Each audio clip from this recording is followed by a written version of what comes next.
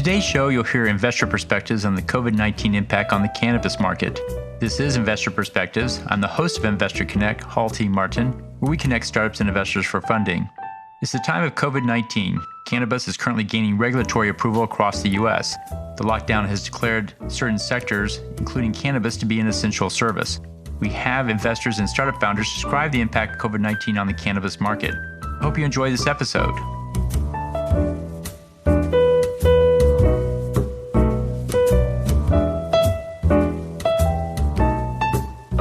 My first guest is Tibby Erdely of Key Investment Partners. Sure. So we recently went through a lockdown related to COVID-19, and so we saw an acceleration of the cannabis sector along with others that were deemed essential services. Can you tell us a little bit about what you think the impact of COVID-19 was on the cannabis sector? Yeah, absolutely. There's quite a few different ways to take this conversation. So I'll start at the high, from a high level, no pun intended, and happy to dive into whatever you'd like to there. So I would say, if we took a step back 3 months ago when this was all starting to go down, it was an interesting time, especially for us being in cannabis fund in the space, to see what was going to happen. We certainly saw the capital markets drying up quite a bit broadly across the economy, not just in cannabis, but cannabis has been, one of those industries that's been a little bit tougher to fundraise for, if you will, in the past. And so 3 months ago, we were saying, okay, what's going to happen here? Fast forward a little bit, cannabis businesses were deemed essential in virtually every state where it's legal. So number one, I think that's a huge testament to the industry going much more mainstream.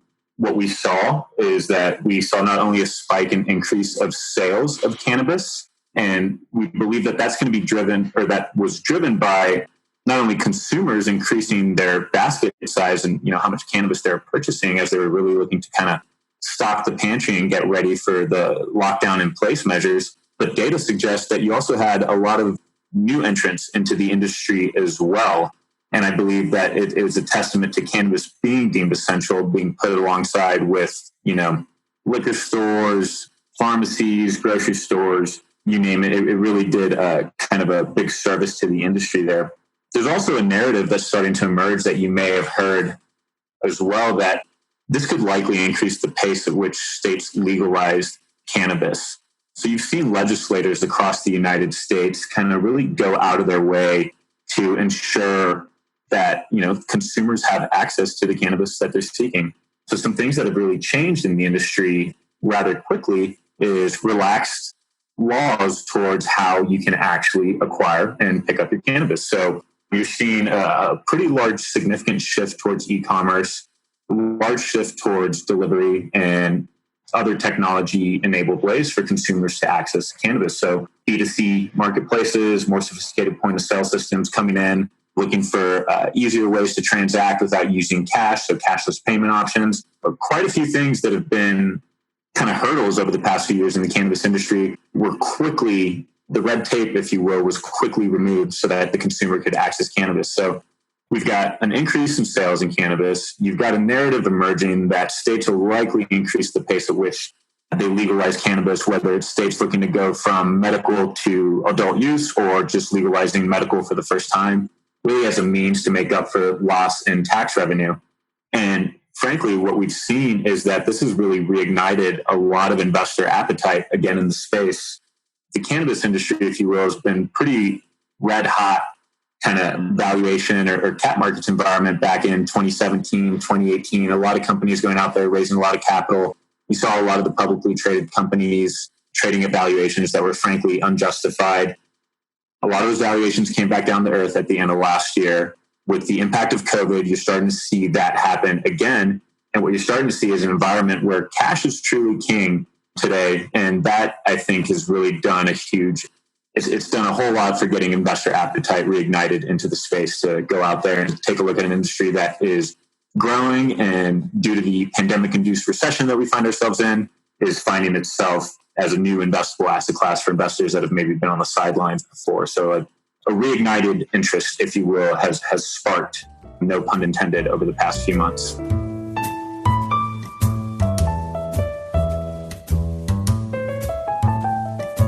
My next guest is Kim Rail of Azuka.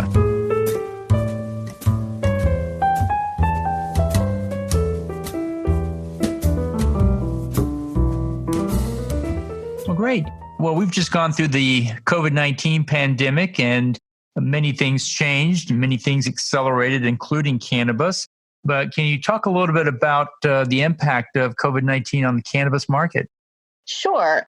So I think COVID has really been an accelerant in some ways to the cannabis market, the emerging cannabis market. It's still obviously a very, both CBD and THC, nascent market in the US and varies from state to state.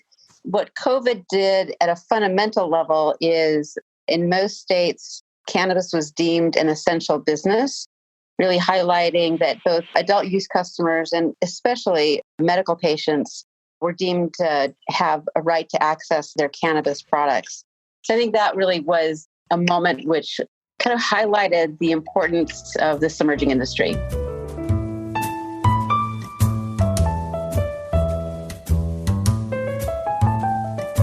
My next guest is Scott Griper of Viridian Capital.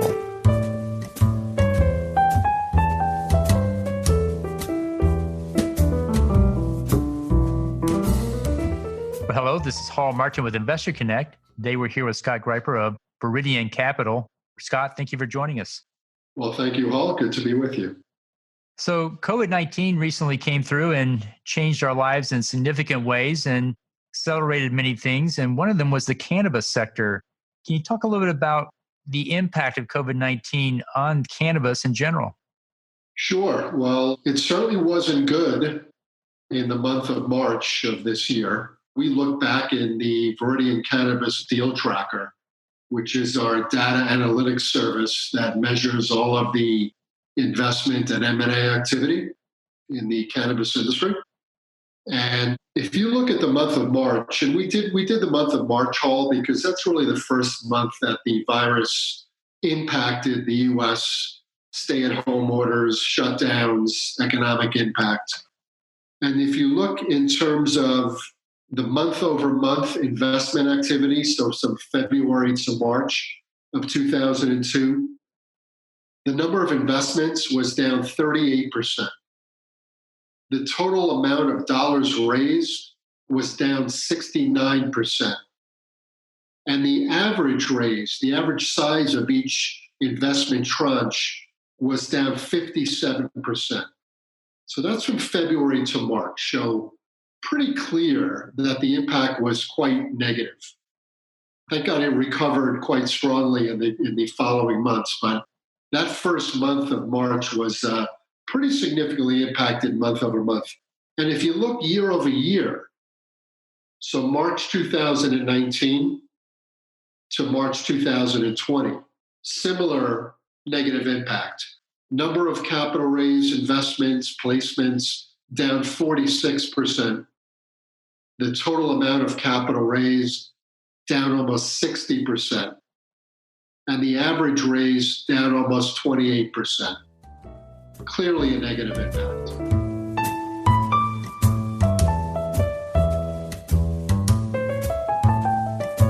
And my next guest is Ryan Dean Hogan of Moda Ventures.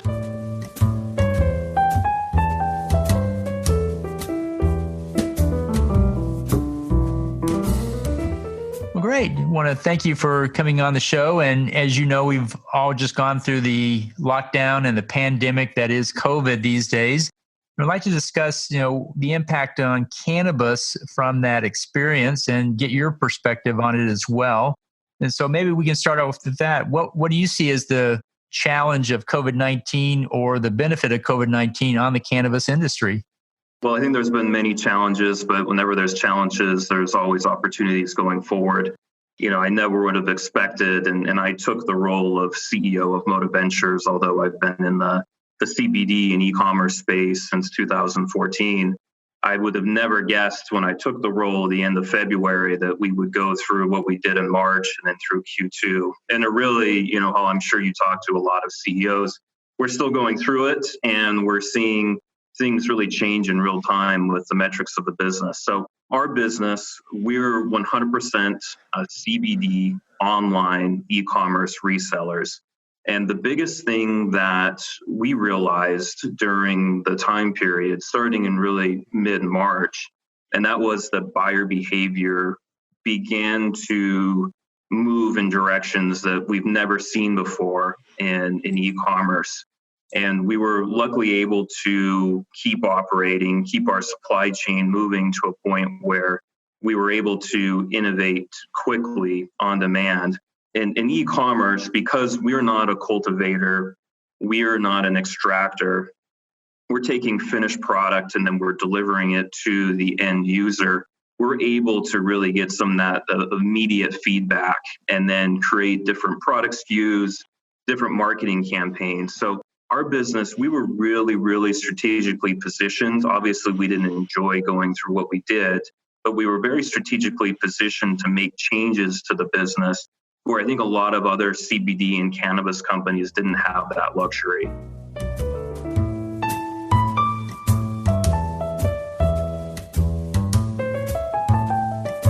My next guest is Ford Smith of Ultra Native.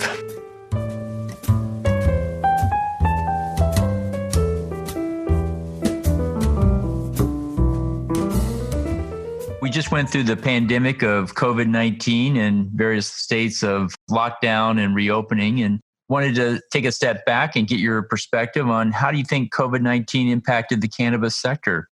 As far as a capital raising narrative goes, things really seemed to dry up right around when this kind of first big wave hit the States. I know that a lot of people were out raising capital at the time. And, for a good 60 days, it really all froze, kind of dried up. Just like most other sectors, most investors were kind of looking to see what was going to happen. I'd say for the first 30 days, things kind of froze. So all of a sudden, brick and mortar was shut down. The dispensaries started taking a real hit. And direct-to-consumer businesses like Ease just started seeing astronomical growth. People, that first kind of week of the wave, people kind of got, super worried about what was going to happen and ended up going, and stocking up on cannabis, just like toilet paper. And so it was an unprecedented opportunity, I think, for companies that had a direct-to-consumer model to really go capitalize on what was happening. Being deemed an essential business in the state of California was massive for those types of companies. I think it was massive actually just for the cannabis movement as a whole. It was finally at this point that you had state regulators, coming out and legitimizing cannabis as more or less a nutraceutical or a medicine. So yeah, I'd say that some companies obviously definitely took a hit. A lot of the dispensaries, the brick and mortar groups, but really the direct to consumer is what it really just began to thrive and it's continued to kind of stay on that uphill trajectory. Thank you for joining us today. As always, be sure to leave a review, subscribe to this podcast, and share it with others. Let's go start up something today.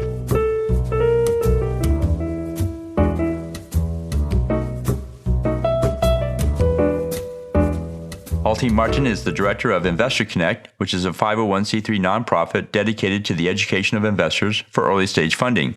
All opinions expressed by Hall and podcast guests are solely their own opinions and do not reflect the opinions of Investor Connect. This podcast is for informational purposes only and should not be relied upon for the basis of investment decisions.